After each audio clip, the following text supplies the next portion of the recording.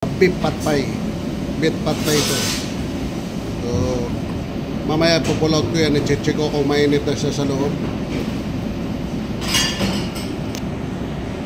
Okay. Pull out ko na siya. I-checkin ko lang kung mainit na siya sa loob.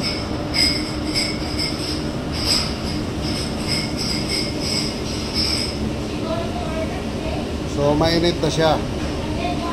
Sabihin okay na, iba-brown ko na lang to.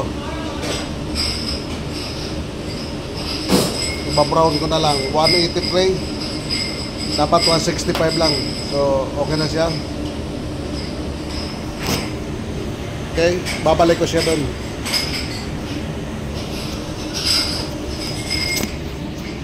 Ibabalik ko siya para i-brown ko yung shell.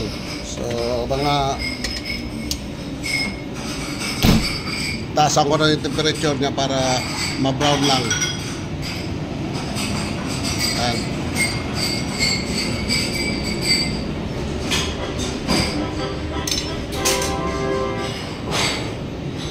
Tinulang lang, ano,